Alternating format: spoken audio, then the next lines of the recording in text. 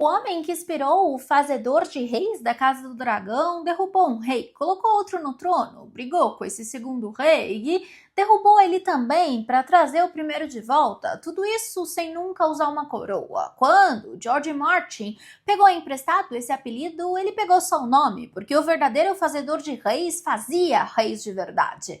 Oi, coroados e curiosos, eu sou a Steph e a Casa do Dragão tá com a terceira temporada bombando e um dos personagens mais comentados é o Criston Cole, apelidado de o Fazedor de Reis. E aí, metade da internet anda repetindo esse apelido como se fosse inteligente e acreditasse que é uma referência automática ao verdadeiro fazedor de reis da história inglesa, o Conde de Warwick.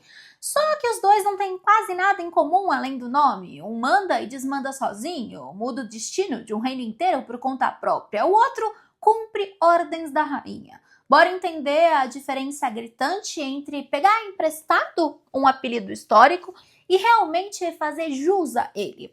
Dentro da ficção, o Criston Cole começa a própria trajetória como um escudo juramentado da jovem Rhaenyra Targaryen, herdeira designada do trono, e em determinado momento eles até têm um vucu-vucu, um envolvimento romântico, sexual entre eles. E aí ele pede ela em casamento, e aí quando ela é rejeitada, isso acontece um ponto de virada na história dele. Ele, humilhado, quase se mata, é salvo pela Alicent Hightower, a rainha viúva e mãe do príncipe Aegon, e faz ele virar a casaca, literalmente. Aí, em seguida, ele coroa o Aegon II, colocando a própria coroa do conquistador na cabeça dele, criando o apelido de Fazedor de Reis. Mas esse ato não representa um poder específico dele. O Cole não decidiu nada sozinho, ele sempre executa decisões que estão sendo arquitetadas anteriormente. Por exemplo, nesse caso, pelo Otto Hightower, isso que foi sustentada na prática também pela própria Alicent. O Cole é a mão que segura a coroa, mas não é a mente que decide de quem vai ser aquela coroa. E fica ainda mais claro esse limite de autonomia quando a gente olha para as últimas duas temporadas. O poder real de decisão começa a pender para o príncipe Aemond. Enfim, do início ao fim, ele é uma ferramenta usada por gente com mais poder real do que ele nunca teve. Então agora, bora para o verdadeiro fazedor de reis, para você entender o que eles têm em comum. Quase nada. Ao contrário do Cole, que nasceu modesto na cadeia social, o conde de Warwick, chamado Ricardo Neville, já nasceu dentro da nobreza mais alta possível, herdando e depois multiplicando fortuna através do seu casamento estratégico. E além disso, no contexto da Guerra das Duas Rosas, ele, além de parente da mãe do rei, a Cecil Neville, ele era um dos homens mais ricos e mais poderosos de toda a Inglaterra, com terra suficiente para bancar um exército particular maior do que muito rei europeu conseguia reunir sozinho. Para você ter ideia, também as duas filhas dele se casaram com os dois irmãos do Eduardo IV, então ele não era pouca porcaria. E o currículo político dele era de arrepiar. Mesmo resumindo rápido, ele ajudou a derrubar o Henrique VI e colocar o Eduardo IV no trono em 1461, anos depois, quando a relação com o Eduardo IV azedou, principalmente por causa do casamento dele com Elizabeth Woodville, o próprio Warwick trocou de lado, se aliou à facção lancastriana que ele tinha passado a vida combatendo, restaurou o Henrique VI ao trono em 1470. Ou seja, o mesmo homem derrubou um rei, colocou outro no lugar, brigou com esse segundo rei e derrubou ele também para trazer o primeiro de volta. Duas coroações completas, dois reis diferentes ao longo de pouco mais de uma década, e ele não era um executor de um plano alheio, ele era um arquiteto e comandante militar de cada uma dessas reviravoltas, com exército próprio, capaz de agir sem precisar de aprovação de rainha nenhuma, nem de qualquer outro superior hierárquico. Mas não foi só o casamento do Eduardo que fez com que aquela amizade, que parecia inquebrável, fosse pro ralo. Foi a sequência inteira de humilhação acumulada depois disso. Warwick tinha viajado para a França para negociar uma aliança de casamento estratégica para o Eduardinho, e quando voltou, ficou sabendo que o rei já tinha se casado secretamente com a Elizabeth Woodville semanas antes e que ele nem tinha sido consultado ou nem informado disso. Além da humilhação diplomática direta, Ele viu a família Woodville, da rainha, inteira sendo elevada rapidamente através de casamentos estratégicos com nobres de alto escalão, ocupando exatamente o tipo de espaço de influência que o Warwick considerava seu por direito histórico de família. E detalhe, como eu comentei, ele não era um Zé Ninguém, ele tinha uma rede familiar inteira de irmãos, primos e aliados, espalhados por posições estratégicas dentro do próprio governo inglês, incluindo membros do próprio clã ocupando cargos na igreja de peso e também posições militares relevantes em várias regiões do reino. Essa rede de parentesco formava na prática quase um governo paralelo dentro do próprio governo oficial da coroa, capaz de mobilizar recursos e apoio militar em velocidade que nenhuma outra família nobre inglesa daquele período conseguiria igualar. Além desse controle terrestre, ele também foi nomeado capitão de Calais, o único território inglês no continente francês que ainda era inglês e era uma posição estratégica que garantia a ele o controle direto sobre a rota comercial e militar do Canal da Mancha, incluindo a sua própria frota naval capaz de intervir em disputas marítimas sem depender da autorização do rei para cada movimento. Ele era um homem com um exército de terra, frota naval e fortuna territorial suficiente para rivalizar com a própria coroa, e a própria morte do Warwick também contrasta com a de Cole. Ele morreu na Batalha de Barnet em abril de 1471, tentando reverter mais uma vez a própria jogada política, dessa vez sem sucesso, derrotado pelo exército do Eduardo IV, com o apoio decisivo do próprio irmão dele, o Ricardo, o futuro Ricardo III. Warwick morreu ainda tentando controlar o próprio destino e o destino de um reino inteiro, comandando uma batalha pessoalmente até o último suspiro. Outro comentário interessante é que o próprio conceito de fazedor de reis está dentro da história mundial, sendo que o Warwick é só o mais conhecido que utilizou-se desse título. A guarda pretoriana do Império Romano, séculos antes, já cumpria um papel parecido, chegando a literalmente a leiloar o próprio trono imperial para quem pagasse mais, num episódio infame do ano de 193, conhecido como o Ano dos Cinco Imperadores. Cardeais ou conselheiros poderosos ao longo de praticamente toda a história europeia, medieval e moderna, ocupavam posição parecida, gente capaz de fazer ou desfazer sucessões reais através de controle de recurso, exército ou influência religiosa, sem precisar usar o trono para si mesmos. E aqui vale um parênteses importante, porque existe um paralelo histórico ainda mais preciso para o papel do Cole, que ele ocupa dentro da própria trama. Só que não é da Guerra das Duas Rosas, é do período da anarquia, que eu já comentei para vocês aqui,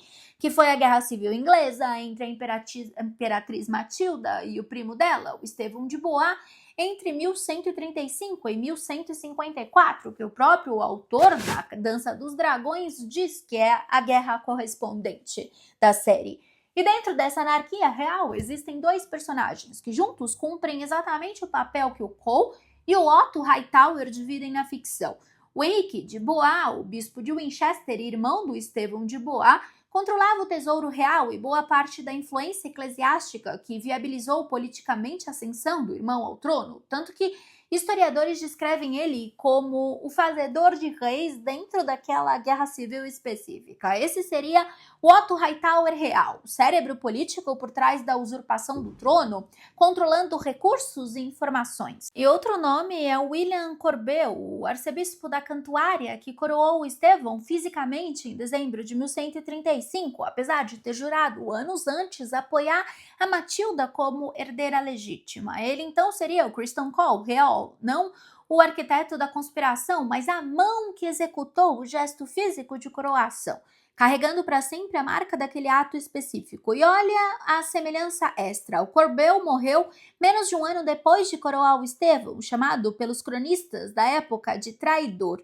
Praticamente o mesmo tipo de morte rápida e carregada de julgamento moral que a série reservou para o próprio Cole, morto em combate, recusando render-se, carregando até o fim o apelido de fazedor de reis como um fardo e uma honra. Mas, de qualquer forma, nem todo historiador trata o Warwick como figura de poder totalmente autônomo e sem limite. Existe uma leitura mais cautelosa, lembrando que mesmo ele, apesar de todo o próprio recurso, ainda dependia de alianças nobres, amplas, para sustentar qualquer campanha militar e que a própria capacidade dele de fazer reis só funcionava enquanto outros lords importantes estivessem dispostos a seguir a liderança dele. Claro que isso não anula a diferença gigantesca de autonomia comparado com Cole. Só lembra que nem mesmo o fazedor de reis mais poderoso da história inglesa agia num vácuo completo de independência. Poder político, mesmo o mais concentrado, raramente é absoluto de verdade. Agora, fica a pergunta, por que a ficção precisa de um Cole e não de um Warwick? A série provavelmente fez essa escolha narrativa de propósito. O Criston Cole funciona dramaticalmente melhor como um personagem subordinado, justamente porque a tensão dele vem de outro lugar completamente diferente da tensão que definia o Warwick. O Warwick é interessante enquanto figura de poder autônomo, já que ele jogava xadrez político no reino inteiro. O Cole, ele é interessante enquanto figura de lealdade dividida, orgulho ferido e consequências que aconteceram por caráter pessoal e decisões emocionais. Um arco mais íntimo, menos sobre poder institucional e mais sobre a psicologia do abandono. Se o Cole tivesse o mesmo tipo de autonomia que o Warwick tinha na vida real, a própria dinâmica entre ele, a Alice, entre ele, o Otto, e entre ele e o Aemond, precisaria ser reescrita do zero, porque a autonomia do Warwick significa, por definição, não precisar responder para ninguém. E a série claramente quer explorar justamente o oposto disso com Cole, um homem talentoso, competente em combate, carregando o título importante, mas de forma estrutural preso dentro da hierarquia, que nunca deixou ele decidir por conta própria o próprio destino, nem mesmo o próprio momento da morte, negado até o duelo digno que ele pedia no fim. Enfim, se a série quisesse de verdade criar um personagem com o mesmo tipo de poder autônomo que o Warwick tinha na vida real, esse personagem precisava ter começado a própria trajetória com uma fortuna territorial independente, um exército próprio treinado havia anos, e uma rede de alianças familiares espalhada por múltiplos cargos estratégicos dentro da própria corte, e nenhum personagem principal dentro da Casa do Dragão preenche esse perfil específico com a mesma intensidade que o Warwick histórico preenchia. Talvez o mais próximo dentro do próprio universo amplo criado pelo Martin sejam os próprios Lannister de Game of Thrones, que era uma família rica o suficiente para financiar uma guerra inteira sozinha, exatamente o tipo de poder bruto que aproxima mais do Warwick do que qualquer personagem de A Casa do Dragão. E vale um último dado curioso sobre o próprio sobrenome, Neville, antes de fechar.